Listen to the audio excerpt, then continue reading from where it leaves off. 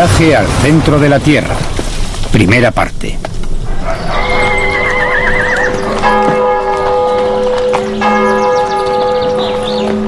Amiens, una pequeña ciudad cercana a París, Francia, fue el hogar de uno de los escritores más imaginativos de todos los tiempos.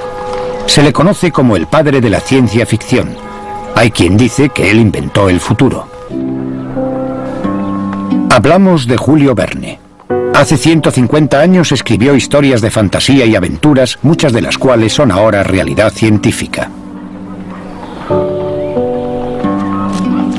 Sus héroes volaron hasta la Luna 100 años antes del primer viaje real y dieron la vuelta al mundo en unos días, en una época en que se tardaba meses en hacerlo.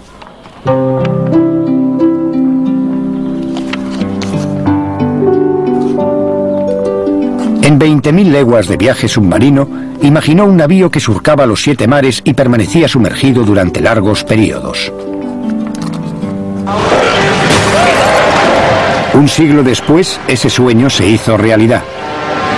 Igual que la revolucionaria nave de Verne, el primer submarino nuclear de la Marina estadounidense se llamó Nautilus. Una de las historias preferidas de Julio Verne versó sobre aventuras más cercanas a su hogar. Se sintió fascinado por los relatos que leyó de personas que se atrevían a aventurarse en el interior de la Tierra a través de túneles y cavernas. ¿Pero qué pasaría, se preguntó, si pudiesen adentrarse más, mucho, mucho más? Los conocimientos científicos de Verne y su prolífica imaginación se combinaron perfectamente en Viaje al centro de la Tierra.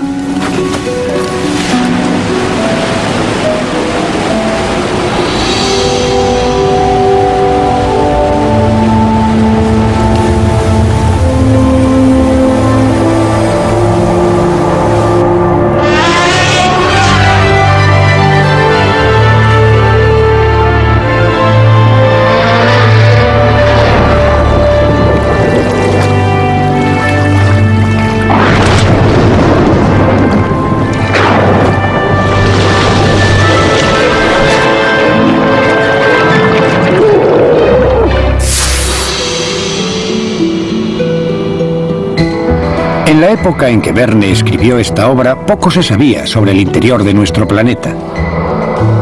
La ciencia geológica estaba en pañales.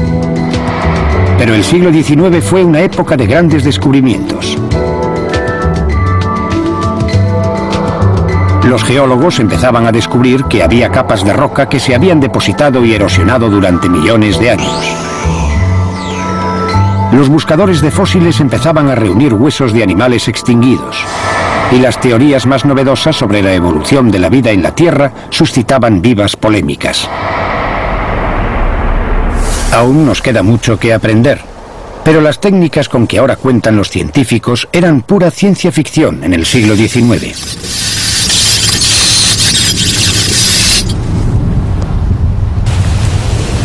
Recogemos gas de los volcanes y lo analizamos con tanta precisión que sabemos lo que está ocurriendo en el interior.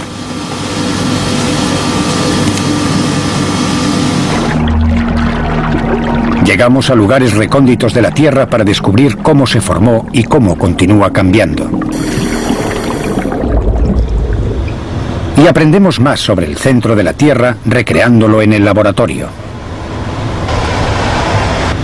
Sin embargo, aún no hemos averiguado cómo viajar hasta allí. El centro de la Tierra es una enorme bola de hierro llamada núcleo interno. Un núcleo externo de hierro fundido gira alrededor de él. A continuación está el manto, una capa de roca fundida de 2.900 kilómetros de espesor que se desplaza lentamente. La superficie es la corteza, la capa de rocas frías sobre la que vivimos.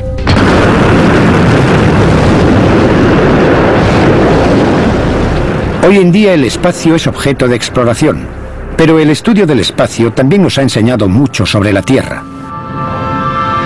Los satélites miden la gravedad, observan el clima e incluso desvelan que nuestro planeta está aumentando unos centímetros en el centro.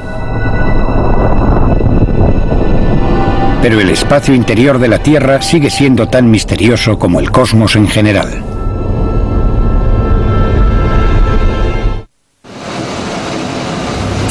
Bernie Wood es petrólogo. Investiga los minerales del interior de la Tierra e intenta reproducirlos en su laboratorio.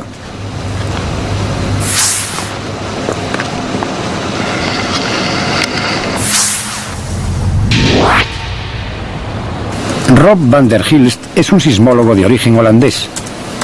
Los sismólogos toman fotografías del interior del planeta utilizando ondas sonoras. Los vulcanólogos bailan con la muerte en los volcanes. Recogen muestras para que los geoquímicos descifren la composición química exacta de las rocas. Tim Elliott dirige un equipo de geoquímicos en la Universidad de Bristol, en Inglaterra. Los geoquímicos cogemos las rocas, las disolvemos, separamos los elementos de interés y ellos nos ayudan a datar esas rocas, además de darnos una serie de pistas sobre su procedencia. Los volcanes son la fuente más rica de rocas de las profundidades de la Tierra. El más activo está en Hawái.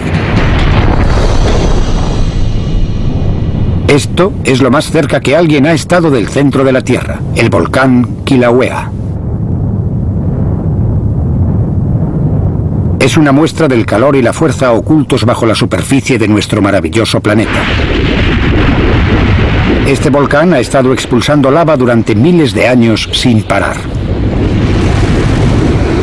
Ha construido la isla sin más ayuda. La roca fundida, llamada magma, asciende desde cerca del núcleo de la Tierra y se abre paso a través de la corteza. La erupción, conocida como pluma, permite que el interior de la Tierra alivie sus gases. Es como una válvula de seguridad.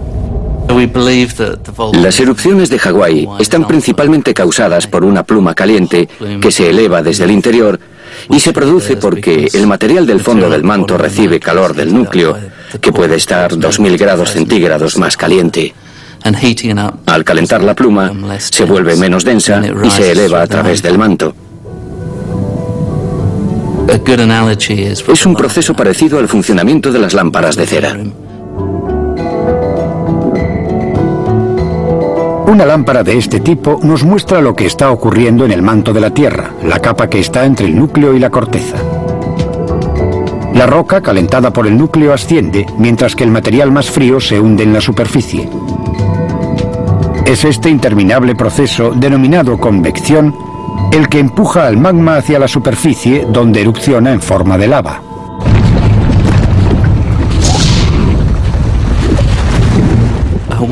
El de Hawái es un ejemplo un tanto especial. Es el volcán más activo que existe. Entra en erupción con frecuencia y su lava es excepcionalmente fluida. Así que la corriente de lava tiende a desplazarse muy rápido y suele pertenecer principalmente al tipo denominado pahoehoe, con una textura atractiva, suave y cordada como la que vemos. La lava puede resultar hermosa, puede construir islas paradisíacas, pero también puede destruir. Aunque rara vez se desvía, cuando lo hace arrasa todo lo que se encuentra en su camino.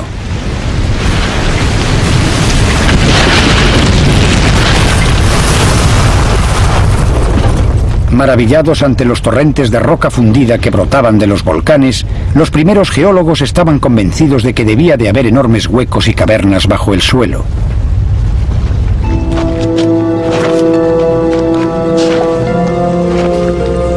Por eso Julio Verne hizo que sus exploradores siguiesen cuevas y túneles para ir al centro de la Tierra.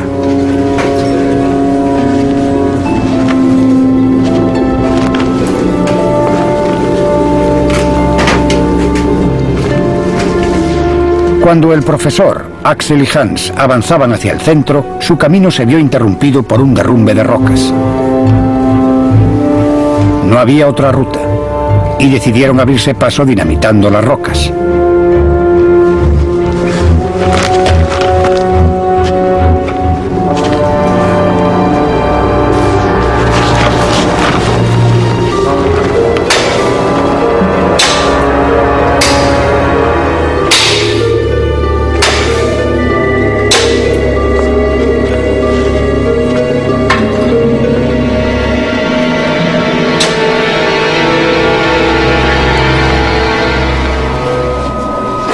Verne sabía muy bien que la roca fundida atrapada en el interior de la Tierra soporta una gran presión.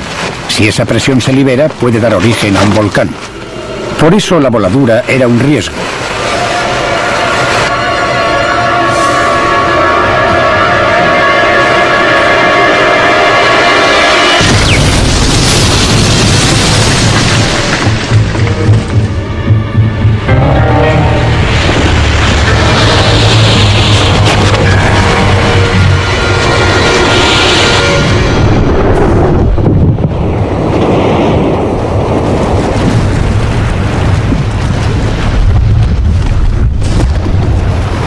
Predecir con exactitud las erupciones es el objetivo de todo vulcanólogo.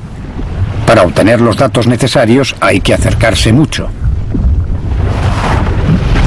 Tim Elliott cumple su cometido a 12.800 kilómetros de distancia. Los geoquímicos entramos en acción después de que el material se ha enfriado y luego lo desmenuzamos. Para lo que posteriormente será un análisis extremadamente profundo, Tim Elliott empieza por triturar la lava en una máquina que el propio Julio Verne muy bien podría haber diseñado.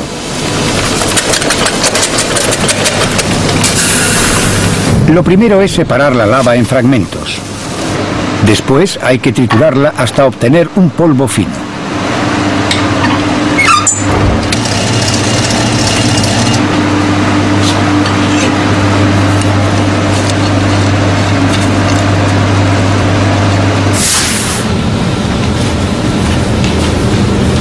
Este polvo luego se disuelve con cuidado en ácido fluorhídrico. Este disuelve todos los elementos rocosos y deja solo los elementos básicos. Esas son las partes que interesan a Tim.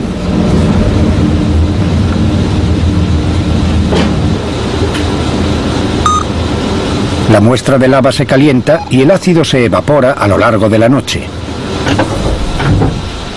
Cuando tenemos un aislado puro del elemento, lo llevamos al espectrómetro de masa para analizar su proporción de isótopos. Sea cual sea su procedencia, varias muestras distintas de un elemento químico serán idénticas químicamente. Pero ahora sabemos que pueden diferir físicamente. El núcleo de sus átomos difiere en peso. El espectrómetro de masa puede diferenciar esos isótopos de aspecto similar. Así Tim puede saber de qué parte de la Tierra procede una muestra. El calcio y el titanio de esta muestra dicen que vino de un lugar muy profundo. Eso, en cierto modo, nos indica que estas muestras proceden de la zona del manto cercana al núcleo. Pero para calcular la profundidad de la que proceden las muestras, hasta cierto punto, odio admitirlo, dependemos de los sismólogos.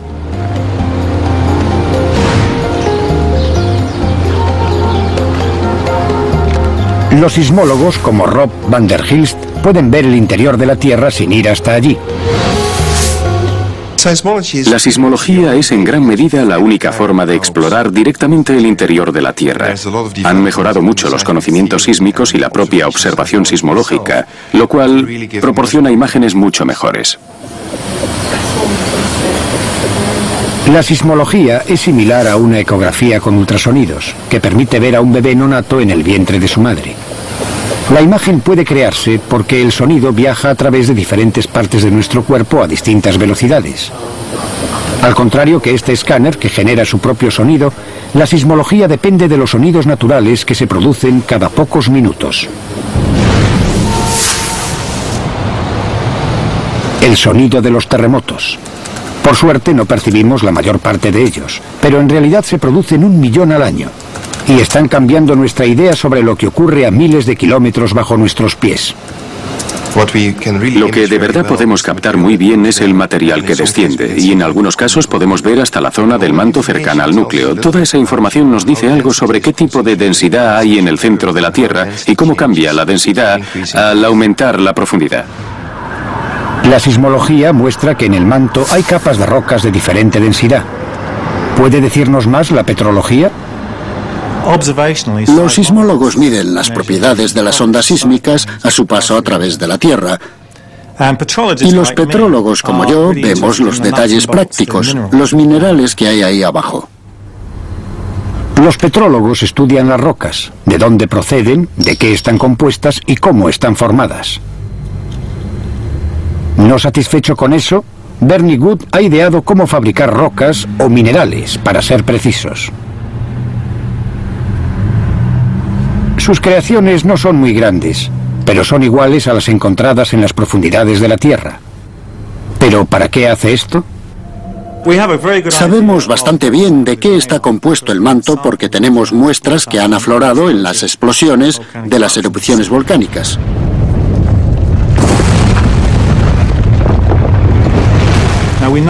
Ahora sabemos de dónde proceden, sabemos a qué profundidad estaban porque los minerales contienen elementos como calcio y aluminio. Y la distribución de estos elementos entre los diferentes minerales depende de la presión. Así que simulando la presión, si tomamos una muestra como esta y la sometemos a alta presión, y observando cómo cambia la composición de los minerales al ir variando la presión, podemos rastrear y averiguar de qué profundidad procedía la muestra estudiada. El yunque en el que Bernie forja sus minerales sintéticos está hecho de carburo de tungsteno, un material tan duro que se utiliza para hacer barrenas. Bernie coloca una diminuta muestra de roca en un receptáculo cerámico, un horno en miniatura, y luego lo rodea de ladrillos. Los ladrillos están diseñados especialmente para concentrar la fuerza que Bernie les aplicará. De esta forma pretende imitar la enorme presión que hay dentro de la Tierra. Durante un periodo de unas 4 o 5 horas, elevamos una fuerza de unas 500 toneladas. Y luego aplicamos la corriente al horno que está rodeado por los ladrillos para elevar la temperatura hasta unos 1700 grados centígrados. El petrólogo aguarda el resultado con tanta inquietud como un cocinero un nuevo plato. Si el calor y la presión son correctos, los elementos se fundirán y formarán una copia exacta del mineral que está estudiando. Esto le dice de dónde proviene. En este caso de 700 kilómetros de profundidad, donde la presión es 250.000 veces mayor que en la superficie. El calor y la presión destrozarían nuestro vehículo mucho antes de que alcanzase el centro de la Tierra. Recorridos tan solo 32 kilómetros de los 6.400 de su viaje, se derretiría.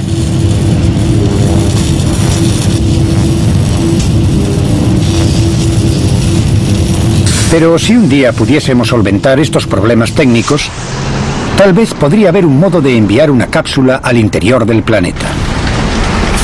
Tendríamos que aprovechar la fuerza más poderosa de la Tierra, la deriva de los continentes.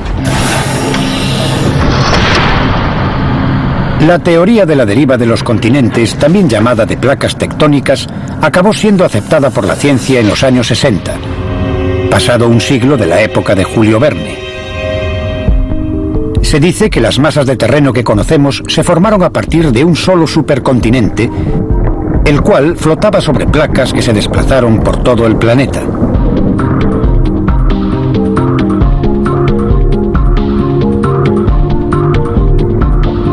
Pero las placas no se han detenido. Dentro de otros 20 millones de años, nuestro mundo tendrá un aspecto muy diferente. Y mientras continúan desplazándose, ocasionan catástrofes. Sobre todo en Japón.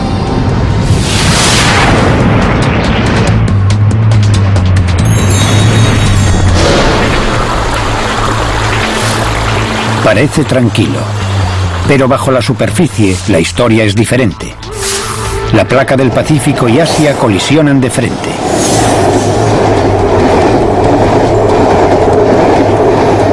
Bajo el paisaje de Postal, la placa del Pacífico se está hundiendo bajo Asia, un proceso denominado subducción. Esto hace de Japón un lugar conflictivo no solo por los volcanes, sino también por los terremotos.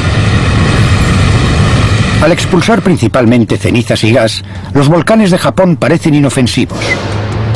Pero no crean que lo son. La subducción comba la corteza, mantiene los volcanes activos y provoca seísmos.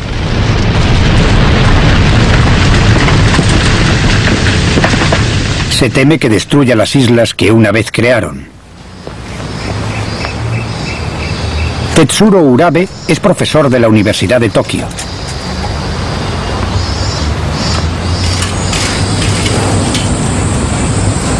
Hace 8 años, un terremoto mató a su madre y a 6.000 personas más.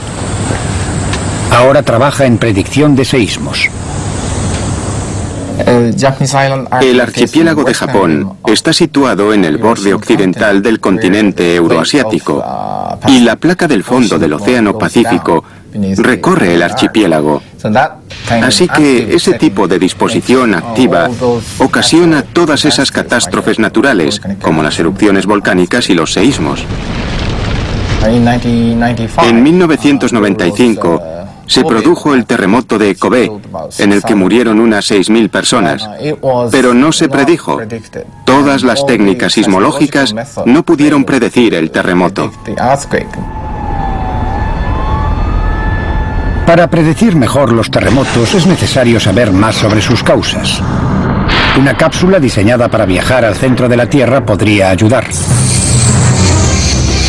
Si no tuviésemos prisa, podríamos hundirla en la placa del Pacífico y esperar unos cuantos millones de años. Acabaría bajo Japón, gracias a la deriva de los continentes y la subducción. La roca en la que introdujimos la cápsula es sólida, pero también se mueve. Eso es lo que hace el manto. Se desplaza muy lentamente, más o menos 1 centímetro al año. Pero como el cristal, si se golpea con un martillo, se rompe. Y eso es lo que ocasiona los terremotos. A 240 kilómetros bajo tierra, una placa trata de desplazarse contra otra. Se origina una increíble presión hasta que un bloque se rompe y se desliza.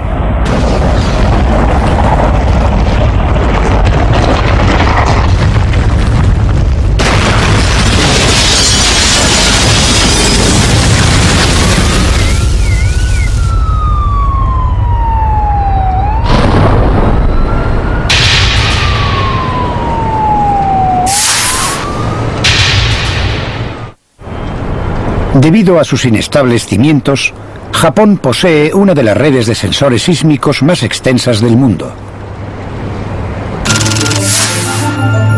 1.700 dispositivos enterrados captan todo movimiento en la corteza y el manto. Los datos se transmiten a un centro nacional de control que recoge hasta el más mínimo quejido de la Tierra.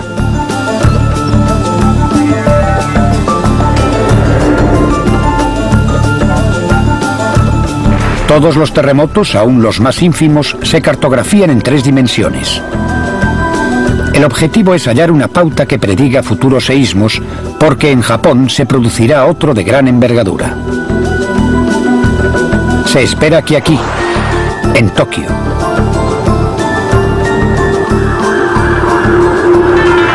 Tokio cuenta con unos 12 millones de habitantes. Cada 200 años, esta zona se ve sacudida por un gran terremoto.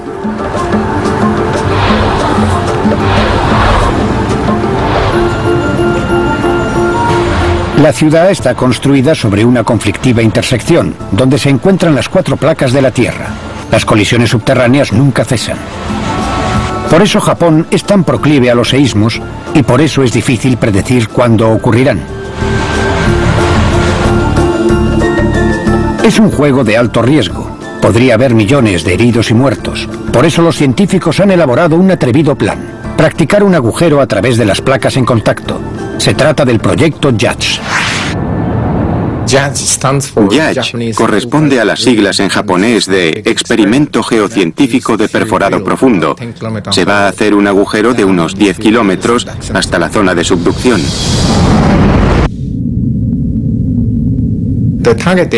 La zona objetivo del JADGE está muy activa y probablemente la temperatura podría ser de más de 300 grados a 10 kilómetros de profundidad, o sea que los 300 grados hacen que la operación de perforado sea muy difícil.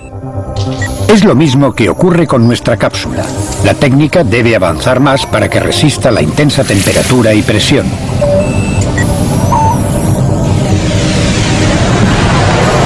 A 2.880 kilómetros de profundidad, la cápsula se acerca a la frontera entre el núcleo y el manto. La alta temperatura de la zona funde las placas que rodean la cápsula.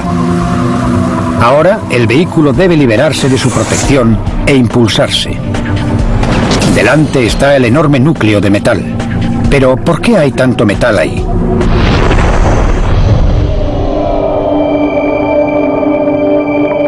Hace 4.500 millones de años, un asteroide gigante chocó contra nuestro planeta. El núcleo de hierro del asteroide se fundió y formó un océano de metal en el centro de la Tierra. El núcleo externo es como un océano subterráneo. El hierro fundido es tan líquido como el agua y fluye alrededor del núcleo interior en grandes tormentas. Eso es lo que produce el magnetismo de la Tierra. Solo escapa un 1% de él, suficiente para formar un escudo de 60.000 kilómetros de extensión que nos protege de los peligrosos vientos solares y los rayos cósmicos. A veces podemos verlo. Las auroras boreales crean un espectáculo cuando partículas del Sol con carga eléctrica colisionan contra el campo magnético. ¿Pero cómo logra el núcleo producir tanta energía magnética? Einstein dijo que era uno de los más importantes enigmas no resueltos de la física.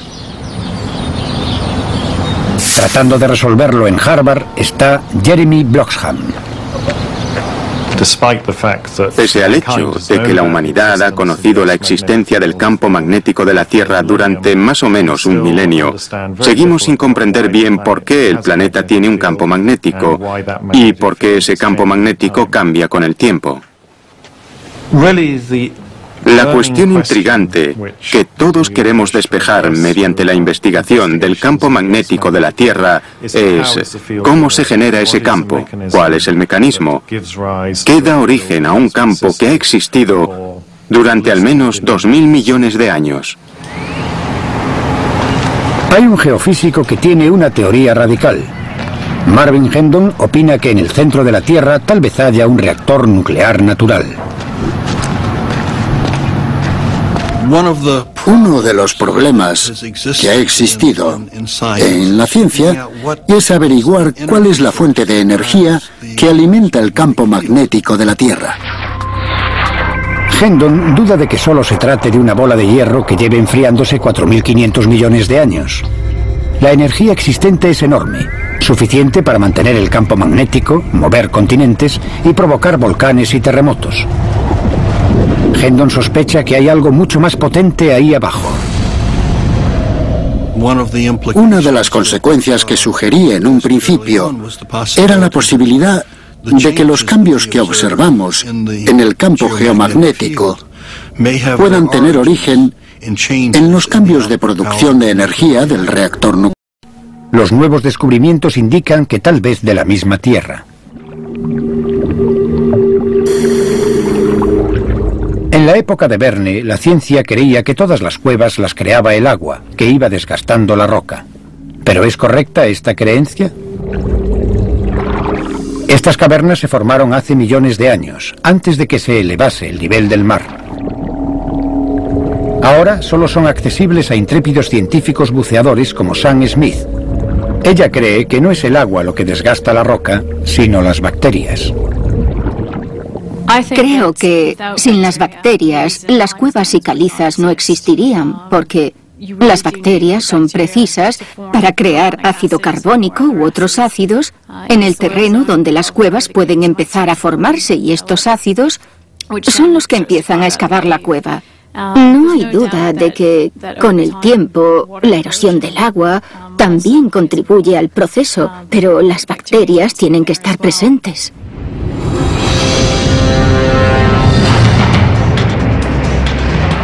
El lugar de estudio de Sam es la península de Yucatán, en México. Es un lugar donde las rocas todavía se están formando, así que Sam puede examinar los cambios que la roca está experimentando ahora.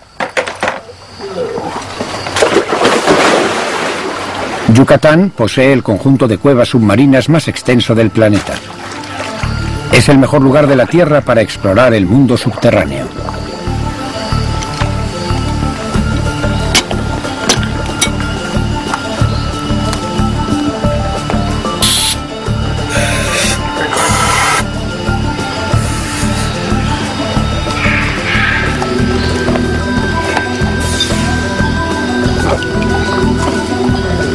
Bueno, a zambullirse.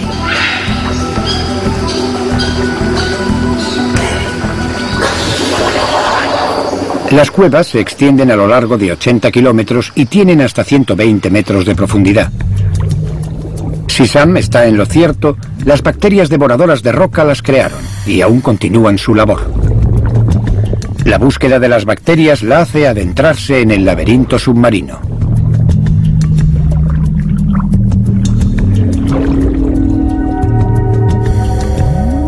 Se trata de un lugar peligroso.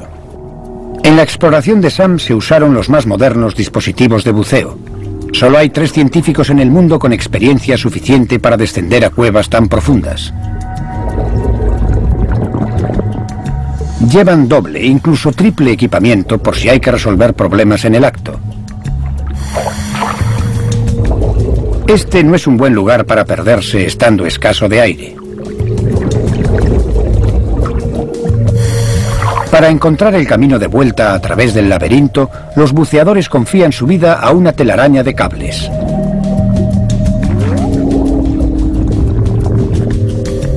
Nunca olvidan que si algo va mal, no pueden ascender flotando a la superficie.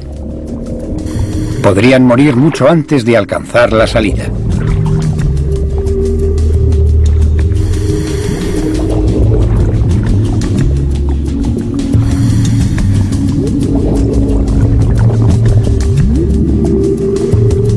Cuando al fin Sam llega a un punto donde las bacterias devoradoras de roca podrían entrar en acción, se asegura de que las muestras que toma sean perfectas. Las muestras de bacterias que tomamos se meten en recipientes esterilizados en un autoclave, o sea, los esterilizamos a presión, o lavamos los recipientes con alcohol etílico que también los esteriliza. Y para tomar nuestras muestras, utilizamos tubos de 10 metros de longitud, tubos de silicona, que principalmente nos permiten tomar una muestra en un punto a 10 metros de distancia de nosotros, lo cual minimiza la posibilidad de que el buceador enturbie el agua. Habiendo llegado tan lejos, es vital que Sam no contamine las muestras con sus propias bacterias. Después de haber recogido las muestras, las llevamos a la superficie de la cueva, donde se ponen en hielo enseguida y se mantienen en él hasta que las llevamos al laboratorio.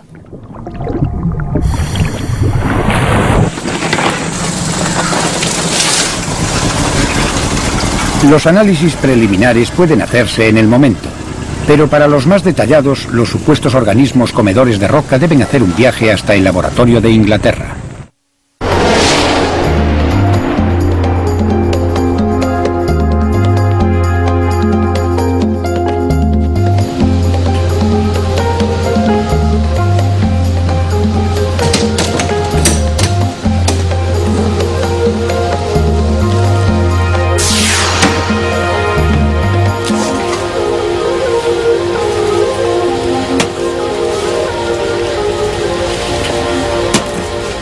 Para efectuar el viaje desde México, las bacterias se enfrían hasta 4,4 grados centígrados y se dejan reposar. En el laboratorio se dividen y se calientan hasta los 24 grados centígrados, la temperatura del agua de las cuevas.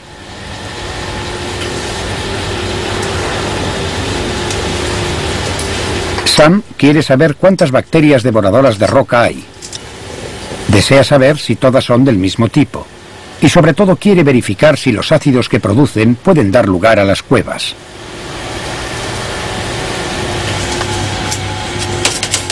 Si Sam tiene razón respecto a estos microscópicos mineros, será un gigantesco paso adelante para la geología. Resulta emocionante pensar que algo tan pequeño, que unas bacterias que tienen un tamaño de una micra, de una millonésima de metro, puedan modificar algo tan grande y causar un impacto de tal envergadura en el entorno en que están.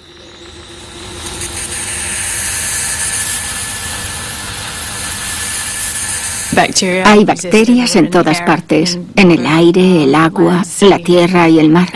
Y en todos los lugares en los que las he buscado, siempre las he hallado. Además, pueden vivir en lugares de calor y frío extremos, e incluso en ácido. Si uno se pregunta hasta qué profundidad se puede ir y seguir encontrando bacterias, es probable que dependa de la temperatura. Pero no hemos alcanzado ese máximo, no hemos estado aún a una profundidad donde no las haya.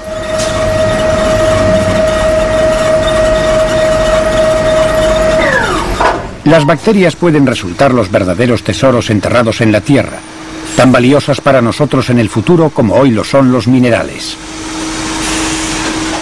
Todos estamos acostumbrados a usar detergentes biológicos en los productos de limpieza. Proceden de organismos que pueden crecer a 60 grados centígrados.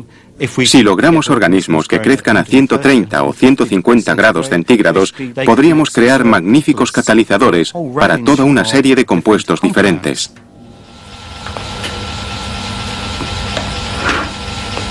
A diferencia de lo que ocurre con algunos minerales, no hay escasez de bacterias. Las encontramos en cualquier sitio que perforemos y a cualquier profundidad. Pueden sobrevivir durante millones de años, enterradas vivas y sin alimento ni oxígeno. Sabemos que dejamos más o menos el 40% del petróleo existente en depósitos bajo tierra. No podemos extraerlo. Y, por ejemplo, si logramos manipular esos organismos de profundidad, tal vez puedan convertir el petróleo en gas. Y después, unos años más tarde, podríamos volver y encontrar un yacimiento de gas extraíble en vez de un yacimiento petrolífero agotado. Las bacterias pueden devorar la roca que rodea los minerales, y ya lo están haciendo en las minas de oro. Hay todo un abanico de biodiversidad en el subsuelo aguardando a que lo descubramos. La idea de usar los microbios para extraer minerales sobrepasa incluso la imaginación de Julio Verne.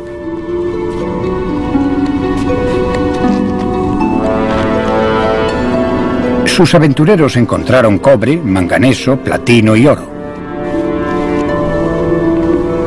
Pero no se ocuparon de ellos, convencidos de que estaban a demasiada profundidad para, tal como Verne lo expresó, extraerlos de su tumba. Pero la tecnología está demostrando su error. Extraer minerales a 3.600 metros es difícil y caro. Cada kilómetro y medio que se desciende, la temperatura sube 10 grados. Trabajar aquí requiere refrigeración y ventilación a gran escala.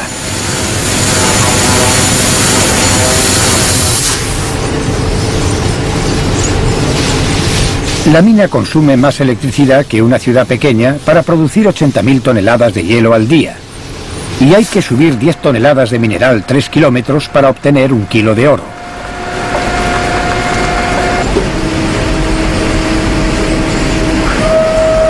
La antigüedad de la roca es la que nos permite excavar aquí. A esta profundidad, en la mayoría de los lugares, haría demasiado calor. Pero en Sudáfrica, la corteza terrestre es más antigua que en la mayoría de los lugares. Así que ha tenido más tiempo para enfriarse. Hace 2.500 millones de años, el oro se acumuló en la superficie, en un lago. Pasado el tiempo, la tierra y el oro se hundieron y quedaron enterrados en el suelo. Es el yacimiento más rico que se ha descubierto.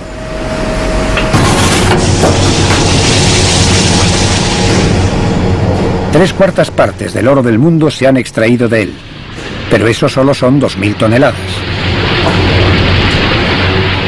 Para descubrir por qué los metales como el oro y el platino son tan escasos, debemos retroceder hasta una época en la que toda la Tierra estaba fundida, hace 4.000 millones de años.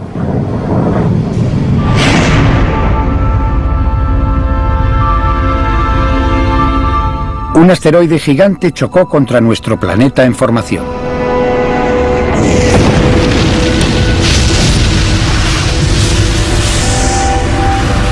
El núcleo de hierro del asteroide se hundió, llevándose los metales de la Tierra con él. Los materiales rocosos más ligeros quedaron girando en torno a la Tierra y posteriormente se convirtieron en nuestra Luna. Por eso la Luna no posee metal en el núcleo. Y por eso el metal es escaso en la corteza terrestre. Llegó mucho después, en meteoritos procedentes del espacio. Si queremos hallar más cantidad de metal, debemos ir al núcleo de la Tierra. Está compuesto principalmente de hierro y níquel, pero un 1% es oro. Puede no parecer mucho, pero el núcleo es tan grande que su oro podría cubrir toda la tierra del planeta, hasta la rodilla. En Sudáfrica, los mineros ya bajan a más profundidad en busca de más oro.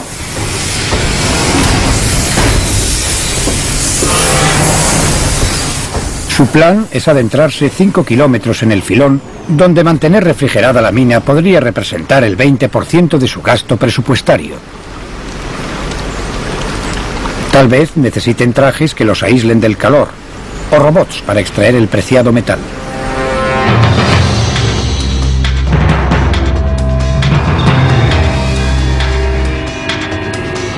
Igual que en Sudáfrica, el noroeste de Rusia cuenta con una de las rocas más antiguas y por tanto de las más frías de la Tierra. Hace 30 años en este lugar se intentó practicar el hoyo más profundo de la Tierra.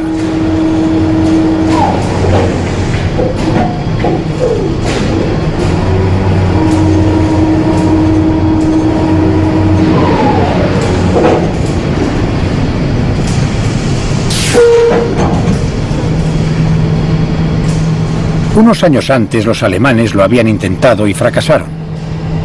A 9.000 metros, el hoyo se cerró cuando se extrajo la barrena. La roca era demasiado joven y caliente, aún blanda y sin consistencia.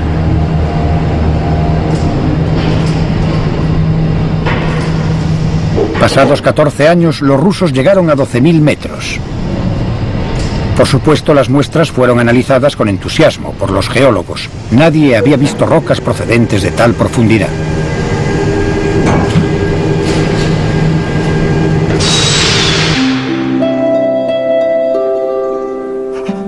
En 1860 nadie sabía exactamente qué pasaba a 6.400 kilómetros bajo sus pies, pero Julio Verne había estudiado lo suficiente para saber que viajar al interior de la Tierra sería como retroceder en el tiempo.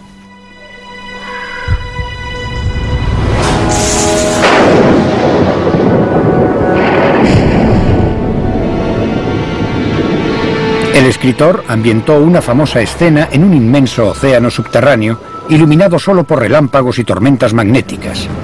Era todo fantasía.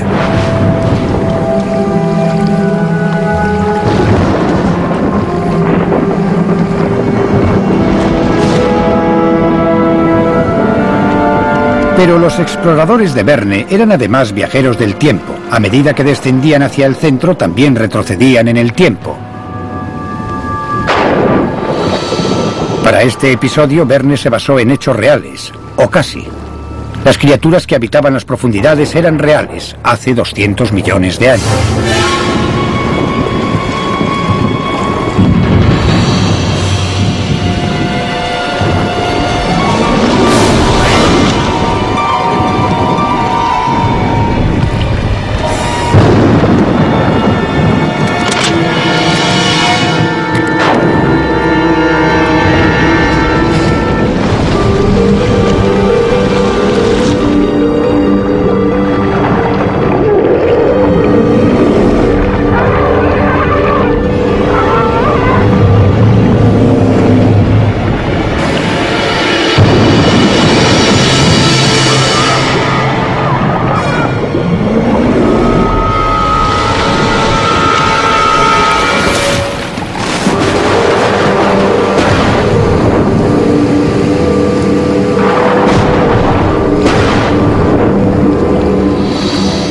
Verne estaba en lo cierto. Hay un inmenso mar en el centro de la Tierra, un mar de hierro fundido.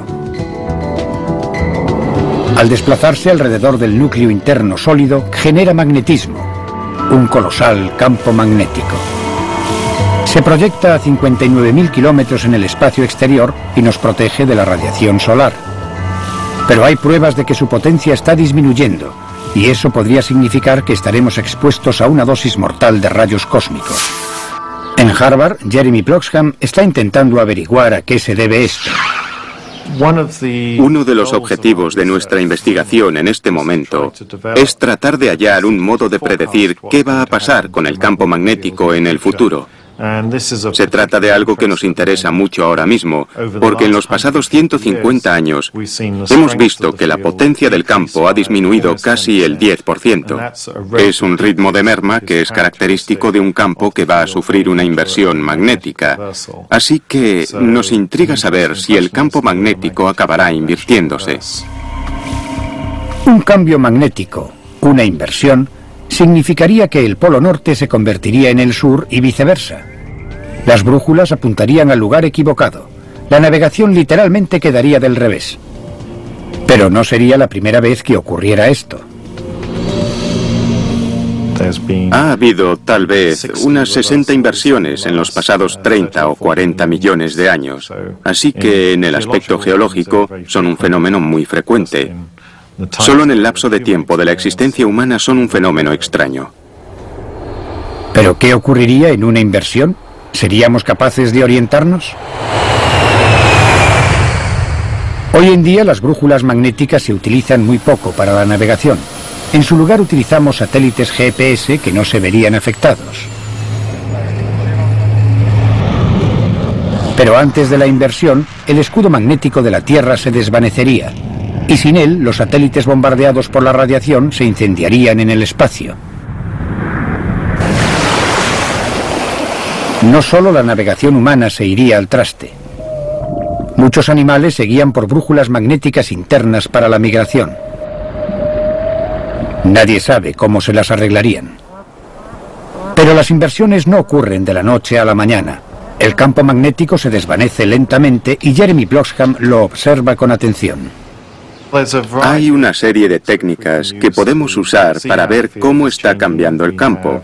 Contamos con mediciones modernas tomadas por naves espaciales que están en órbita específicamente para medir el campo magnético. Tenemos observatorios permanentes situados en varios lugares del mundo que hacen mediciones constantes del campo magnético. Pero los detalles de ese proceso, cómo se desarrolla, todavía no se comprenden muy bien. Por eso, Daniel Lathrop, de la Universidad de Maryland, ha construido una maqueta a escala del núcleo de la Tierra. Hemos estado elaborando una serie de experimentos cada vez más largos y con mayor potencia para conseguir los mismos parámetros que se dan en el núcleo externo de la Tierra y tratar de comprender cómo genera la Tierra su campo magnético. Vigila también la temperatura. Vale.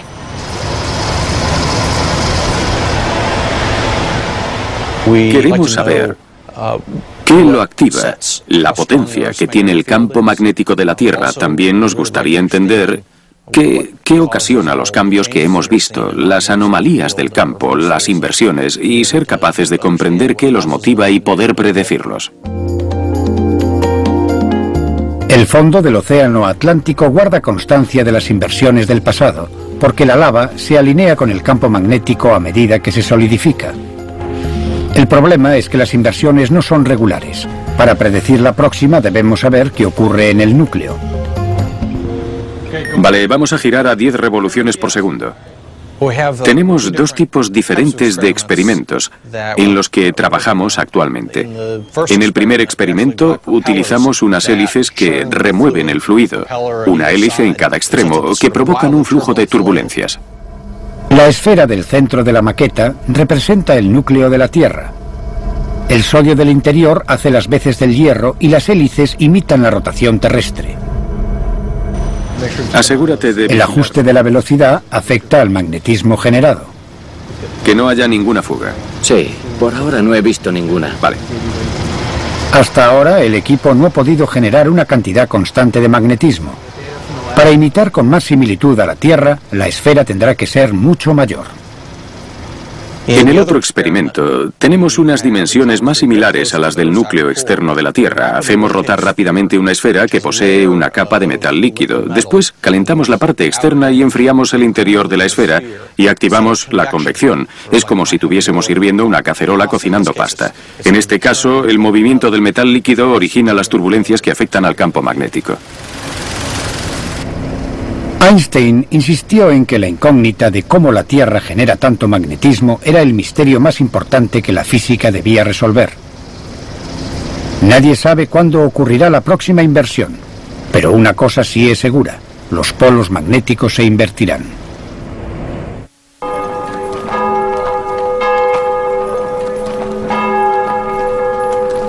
La influencia de Julio Verne en el mundo ha sido inmensa. Él impulsó a generaciones de jóvenes lectores a dedicarse a la ciencia, la ingeniería y la exploración. Inspiró a los inventores del helicóptero, el submarino y la radio.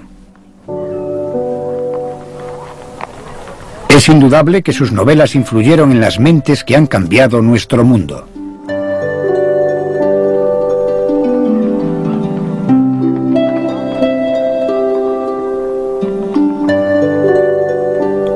Poco sabía la humanidad cuando Verne murió a comienzos del siglo XX que él tendría tal influencia en el futuro. Su vida está resumida en el epitafio de su tumba: de aquí a la inmortalidad y la juventud eterna.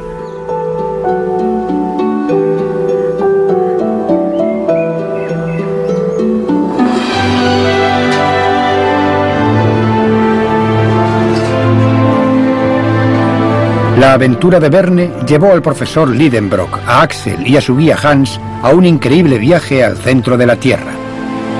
Se trataba de fantasía, pero al igual que todas las novelas de Verne, se basaba en los hechos científicos más novedosos.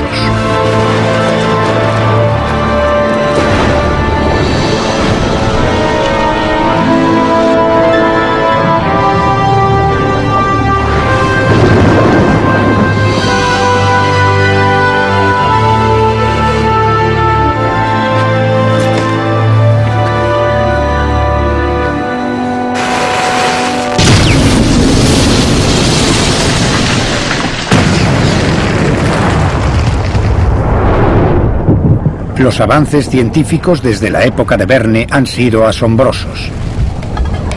Recogemos lava fundida, la trituramos y pulverizamos y la observamos en una máquina tan sensible que puede identificar iones por separado. Recogemos gas de chimeneas volcánicas y lo analizamos con precisión para saber qué ocurre a miles de metros dentro del volcán.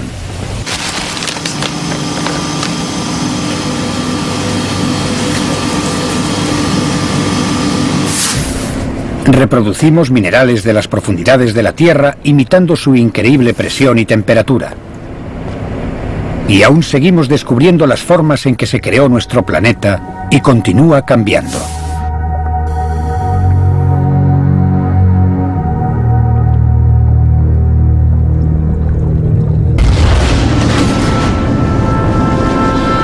Hemos recorrido un largo camino, no en el aspecto físico, sino en el del conocimiento.